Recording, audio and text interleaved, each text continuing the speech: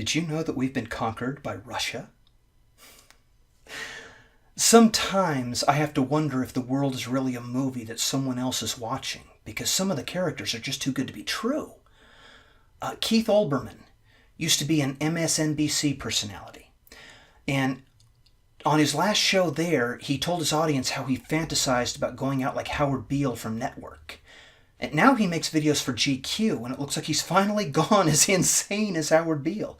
He's a comedy goldmine.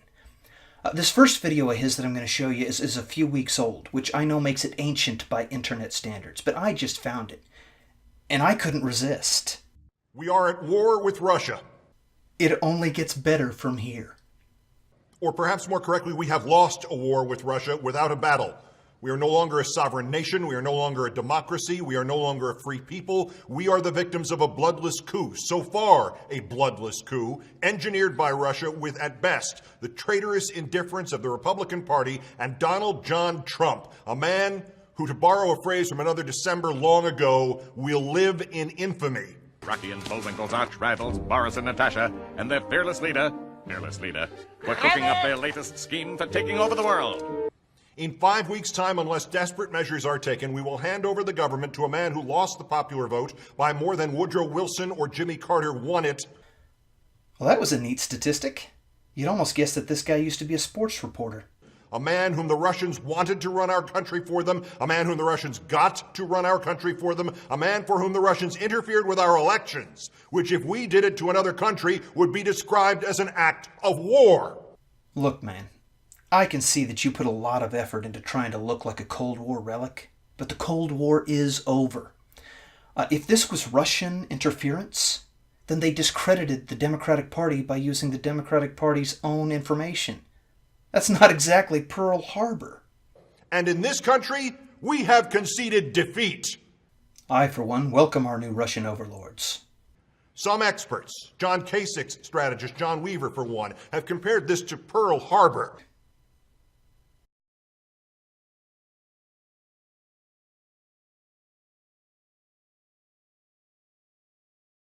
Even the hard-right ex-Congressman Joe Walsh says Republican silence will be tantamount to treason. Some others, too, have proved courageous. Trump, self-destructive to the last, issued a childish statement mocking the CIA, but as Tim Dickinson of Rolling Stone noted, not denying anything. Rolling Stone! If you're going to go for a news source, go for the big guns, huh? And Trump's self-destruction put him in the Oval Office. But the vast majority of Republicans have said nothing, and the vast majority of Democrats have said nothing, and the vast majority of the media has said nothing of substance, and the president has said nothing close to enough. Fucking say something! The comment section of his video sure had a lot to say. The CIA and FBI and Homeland Security, the institutions whose interest in freedom we on the left most frequently distrust. Especially when they're checking Hillary's email. They're sure cool now, though, huh? They have said something. They said it first to congressional and Senate Republicans in September. Dire warnings. Warnings that Mitch McConnell and other Republicans reportedly buried. Warnings that the Russians, using computer hacking and perhaps other means, were not merely trying to discredit the election, but to achieve the specific outcome of electing their man Trump. And finally, at the very last hour, some of those who did those briefings and some of those who received those briefings leaked the details to the New York Times, the Washington Post, CBS News, Reuters, in a torrent of anguished honesty. They said something. They said something as the president not elect began to veer towards appointing as Secretary of State, as our diplomatic face to the world, the CEO of Exxon, who 4 years ago received the Order of Friendship from Vladimir Putin. They said something as the members of the Electoral College prepared to gather next Monday to finalize this coup. Some, perhaps unaware that almost half the states they represent permit them by law to vote for someone other than the candidate to whom they are pledged, and that only 38 of them need to do so to prevent this coup. They said something, as one especially chilling detail in one of the reports sailed by, that, quote, the Russians hacked the Republican National Committee's computer systems in addition to their attacks on Democratic organizations, but did not release whatever information they gleaned from the Republican networks. It is a short leap from that conclusion, and it is anything but a conspiracy theory to be wondering if the Russians hacked the RNC and have kept what they found there to make sure Trump and the Republicans obeyed. This is beyond Pizzagate. It's beyond Pizzagate. It is anything but a conspiracy theory. Actually, it's the very definition of a conspiracy theory. Donald Trump is a blackmailed Russian agent who, in spite of being a pop culture punchline for decades, was chosen to conquer America by winning a presidential election. You know, I bet he's not even Donald Trump. I bet he's really Adam Weishaupt. What the hell does that mean? You know, I'm with him on this one, man. That's pretty fucking obscure. Okay, not everyone got that joke, but the ones who did probably laughed. The President of the United States, who at this rate will be the last freely elected President of the United States, made in his measured way a small gesture last Friday that perhaps opened the door to these horrifying revelations of a coup by an outside power nearly complete. He asked for a full review, but we do not have time for a full review. Barack Obama has twice stood in front of America, in front of the world, in front of history, and said, I do solemnly swear that I will faithfully execute the office of President of the United States and will, to the best of my ability, preserve, protect, and defend the Constitution of the United States. Today is the time for him to do so. Are you crazy? Is that your problem? He must immediately declassify and release all relevant materials held by the FBI, the CIA, DHS, and the other intelligence and security services, and in the White House, and anywhere else in government. And the Attorney General must immediately appoint a special prosecutor to investigate what Donald Trump knew, and when he knew it, and what, if any, collusive links exist now or existed earlier between the Russian Federation and the Republican National Committee. Are you totally deranged? If Trump does grab power, he can try to dismiss that special prosecutor, but he will at least have to get the courts to sanction him. And most immediately, the intelligence briefing proposed today for the Electoral College, what the CIA and the others know, when they knew it, how much the Trump campaign knew, that must be conducted without delay and without redactions. Did you lose your mind all of a sudden, or was it a slow, gradual process? There are no arguments of security or face-saving or intelligence secrecy or national interest that carry any weight now. How much worse can it get by telling America the unvarnished, unprocessed, unredacted truth about this coup? We are already on the precipice of losing the freedom and independence of the nation. He must tell us so that we may defend ourselves. He must tell the electors of the Electoral College so that, microscopic as the chance may be, they could still prevent this cataclysm. There is no time for a full review or a measured analysis or recommendations to prevent interference in our future elections, because permitting Donald Trump to assume the office of president reduces the chance that we will have any future elections. The nation and all of our freedoms hang by a thread, and the military apparatus of this country is about to be handed over to scum who are beholden to scum, Russian scum.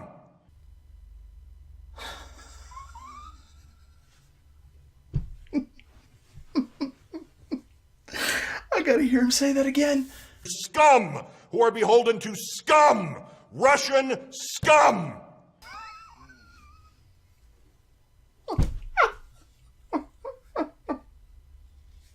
As things are today, January 20th will not be an inauguration, but rather the end of the United States as an independent country. It will not be a peaceful change of power. It will be a usurpation, and the usurper has no validity, no credibility, and no authority under the Constitution. This is a reality that will become the only reality until this country rids itself of Donald John Trump. He is not a president. He is a puppet put in power by Vladimir Putin. And those who ignore these elemental existential facts, Democrats or Republicans, are traitors to this country and will immediately and forever after be held accountable. Resist. Peace.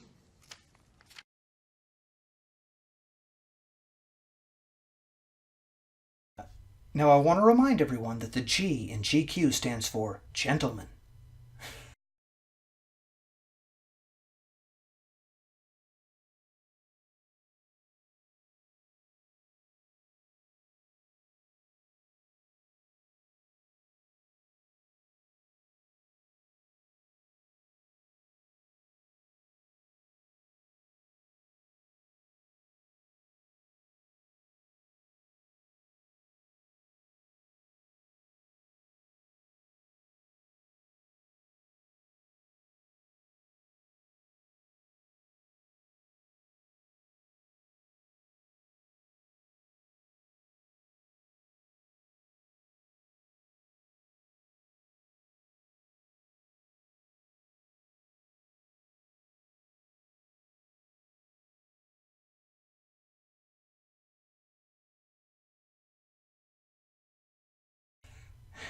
Now I've got to play my favorite part again.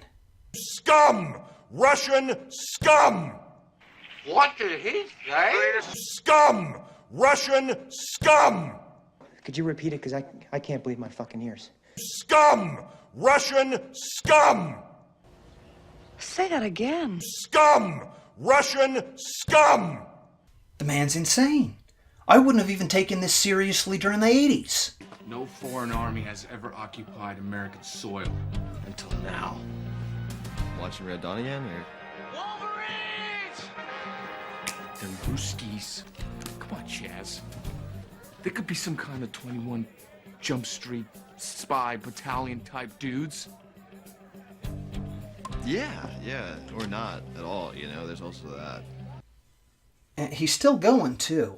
He doesn't always sound like a fire and brimstone preacher. But even though I have never been a Trump supporter, ever, I can't take Olbermann seriously. Here's a few choice bits from a more recent video. It's not as funny, but you can't have everything. So you support Donald Trump. I'm not going to yell. I'm not going to say you're wrong. I'm not going to talk about his policies. I'm not going to talk about his promises. I'm not going to talk about whether he's going to cut your taxes or raise them. I'm not going to talk about whether he's going to make America great again or crash it and burn it. There's a lot of things he's not going to talk about this time. This is about him and you. And the respect for you I start with because you're watching this. You are thoughtful enough to have gotten this far. Frankly, I don't know if I could watch your video. Yeah, I'm sure you couldn't, Mr. Olbermann. So let's go in on the assumption that you're smarter than I am, in which case you already know what my point is going to be. Actually, I'm not a mind reader. I'll fill in my viewers, though. Keith is about to try to convince you that Donald Trump is mentally ill. There is something really, really wrong with him. Who does this on Christmas Eve? His tweet was a plug for a documentary about him. Not even a new documentary, a repeat. Who does this on Christmas Eve? His Christmas greeting on Twitter was just a photo of himself, not the family, not the wife, not the kids, not even the vice president, not Santa, not Jesus. Just him. Who does this? Well, there you have it. That proves that he is as crazy as a shithouse rat. No one else would tweet a photo of himself on Christmas. Maybe if you're a good guy, you're gracious in victory, you're a good winner, at least during the holidays. Happy New Year to all, including to my many enemies, and those who have fought me and lost so badly they just don't know what to do. Love. Would you write that? You are right. I would not have written that. So Trump must be as crazy as a snake's armpit. There's something wrong with him. To pretend that there isn't something wrong with him, you have to pretend really hard. So Trump is crazy. You've proved that. He's a Russian agent, and he's crazy. He's a crazy Russian agent. But the evidence you've given me here today, it proves that Donald Trump is arrogant and obnoxious, which are things I already knew, but I would hardly call that a mental illness. And I know you can't say it, I know you don't want to believe it, and I know you won't believe this either, but I wish it were not true. You're right, I don't believe that. You are desperate for it to be true. But we have elected a man who is not all there. and that cannot end happily for anybody. His illness, and it is an illness, is putting you at risk, and your family at risk, and your kids, and my family, and everybody we know, the ones we like and the ones we don't. Don't say anything. Don't do anything. I don't even want you to admit anything to anybody except to yourself. But you know that someday, probably soon, something bad will happen, and whatever he does will make it worse, and it will all be clear that he's not healthy enough to be the president, and they will have to remove him. And by the way, it will be the Republicans who will have to remove him, either the vice president and the Speaker of the House using the 25th Amendment, or the Republican congressmen and the Republican senators impeaching him. Okay, so the man hasn't been in office for a day, and we're already talking about removing him from office. The problem with that is, Olbermann is not the only person I've heard say that. He's a cartoon character. But it's not uncommon for me to hear other people say that they know that Trump will be removed from office, even though no president has ever been removed from office in the history of the United States. But they're already convinced that Trump will be the worst thing that we have ever seen. And all the hatred shown towards his following, they're racist and sexist, they're deplorable, and that's been repeated over and over and over again. And when they lost the election, Democrats took to the streets in masses, nationwide, chanting about fascism while burning flags and Trump effigies. This kind of paranoia and fear-mongering is not unknown in the country. We've seen it in American history before. There was even a time when it had a lot to do with Russia, like it does today. I don't really want to see history repeat itself. That's why I'm glad the Democrats are not in power. That's why so many people who, like me, are not Republicans and never have been. Why so many people who are not even conservative celebrated the Republican victory. It's not that we trust the Republicans. I sure as hell don't. But the animosity that the Democrats show tells me that they are not to be trusted with power.